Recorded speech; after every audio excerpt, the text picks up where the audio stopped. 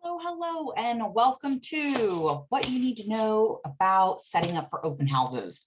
So this is going to be a quick and easy video for you to see how you're going to set yourself up for success for open houses.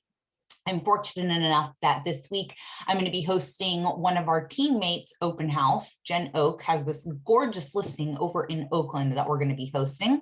So what I'm going to do is I'm going to take you through the steps that I do to prepare to get ready for my open houses. Everyone does this differently. Take as much or as little as you would like from this session. All right, cool. Let's go ahead and get started. So first, what I want to show you is I have two separate lists to get myself ready for my open house.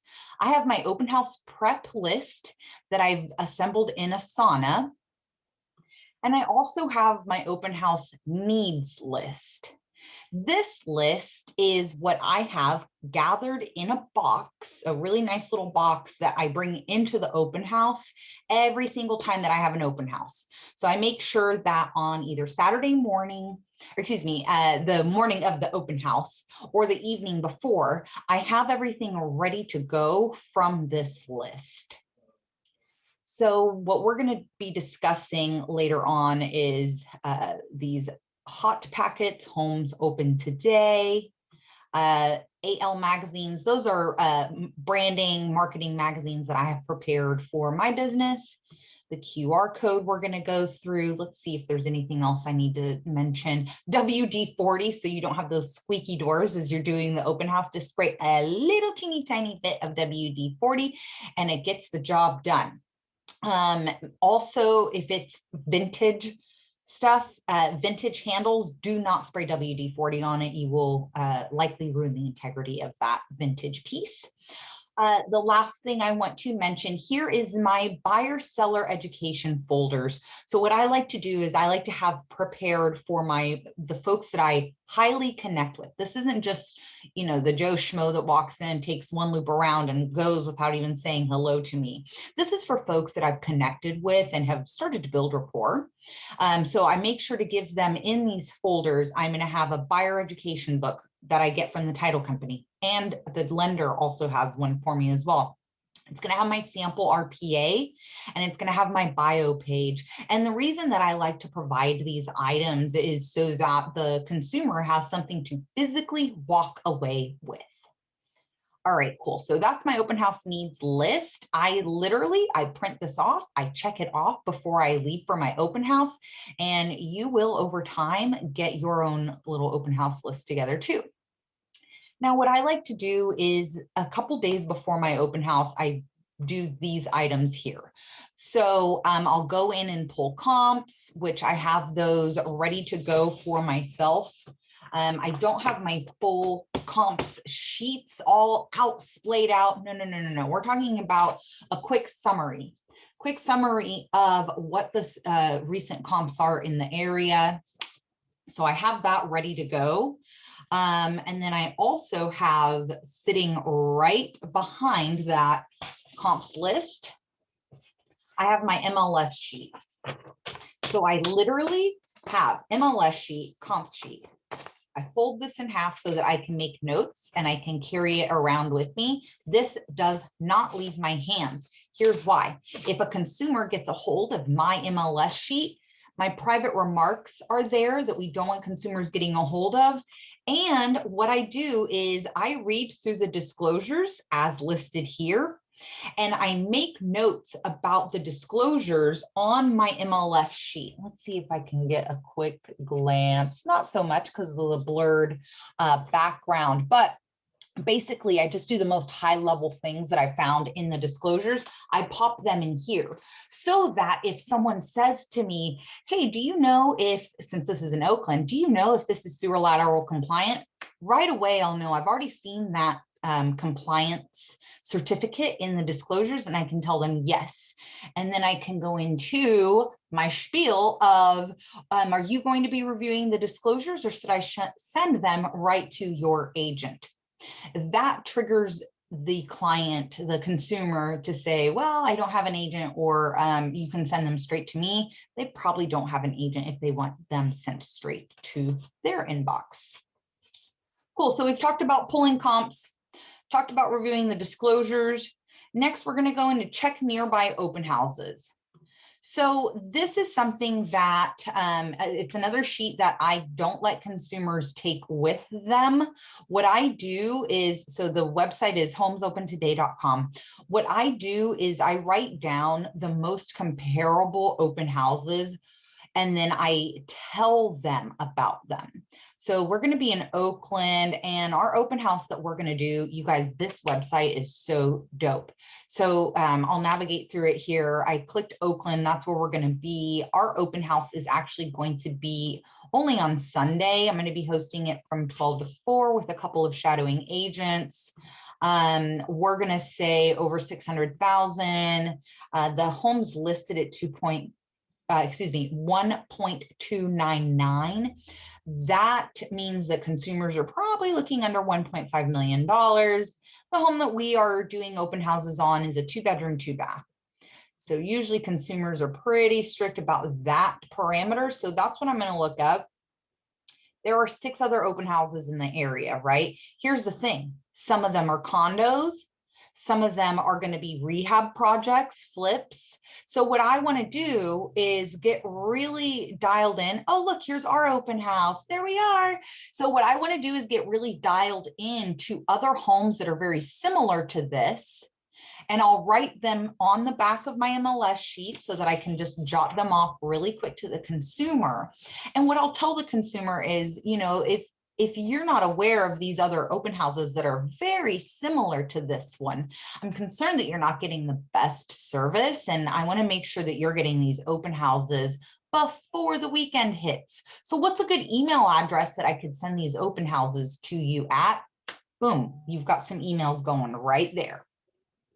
Isn't that a great website? Homes Open Today. And that's provided to us by the Contra Costa Association of Realtors. Right on. So we've discussed this. Let's talk about List Reports next. List Reports is this phenomenal service. If you're tied in with a lender, their marketing is going to be all over your stuff. Let's see if blurred background is going to allow me. No, blurred background's being a little funky. Oh, you know what I'll do is I'll show you on the actual computer. So List Reports, it's phenomenal. They have tons of great resources online for you to be able to take a quick walkthrough video of this. I've already created the marketing kit for this property, and literally all I did was type in the address and it popped out a marketing kit for me. If you're the listing agent, it's going to take you a little bit longer to massage your marketing kit. This one's been on the market for 29 days, so it's already got photos, descriptions, everything's ready to go. What I like to use here is, let me find it, the promotional flyer. And that's what I was trying to show you without the blurred background. You can change these colors to you guys to make them your brand colors. This is my branding colors. The only funky thing is like, you can't like drag this image down. I would really like to have the top of the roof, but it doesn't do that. So it's just kind of what it is. And here's where I was telling you, if you're partnered with a loan agent, they'll be on there as well. Not only am I going to print this out, the back side of this flyer has all this phenomenal infographic information. So what I'm actually going to do is I'm going to take this flyer and I'm going to pop it into a clear stand-up flyer holder. It's not going to be for everyone to take with them. And here's why. I don't want them to walk away with just a piece of paper and that's it. That's all they've got. What I'm going to do is I'm going to put that in the flyer stand. And then what I'm going to do is to capture their attention is I've got this website, right? Oh, this is the Just Sold website. Let me find the single property website. Here it is, single property website. So what I like to do, and this is just what I do because I'm a weirdo. So I have a link tree, and every open house that I do, I put the open house property website link at the very top right here of my link tree. Go watch the video on how to create link trees if you're interested. And so basically what I did is I took this property here, the website, added it to my link tree. Okay. What I'm also going to do is, so that people know where to find this link tree, I have this thing that I created, this flyer on Canva, and I just say, want to take info home, scan the code. When people scan this code, they're not only going to get property info about the property that they're at, I'm also going to be showcasing my other websites that I want them to see as well. Isn't that great? I love Linktree. Cool, cool. So we've talked about list reports, reviewing disclosures, printing the MLS sheet, and then finally your sign-in sheet. Some folks like to do sign-in sheets virtually. There is an option for you to do a QR code build out for that as well.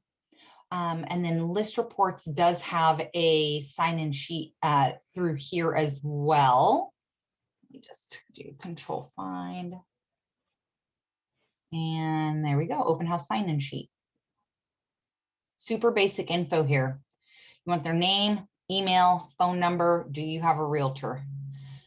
And I print out 2 of these and have them ready to go at the open house.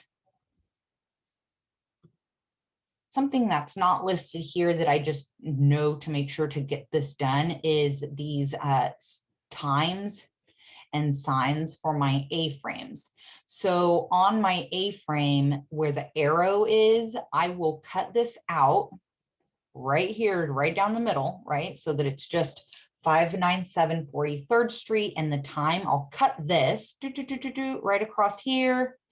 And then I will tape on the white part of my sign, I will tape this to that. This is why, if we're doing, let's say we're hosting open house at a condo and there's 200 units, or, 43rd Street, the homes are pretty close by to each other. I want people to be very clear about where they're going, and I want them to know what time the open house is going to be, so that you don't get anyone, straggling it at 11 in the morning, or, 4:30 as you're packing up the open house to leave, someone rolls in. This gives the public some very clear information about when and where the open house is. And that's really it, you guys. That's prepping for an open house. There's so much more that other agents do. They get their snacks together, water bottles with their logos.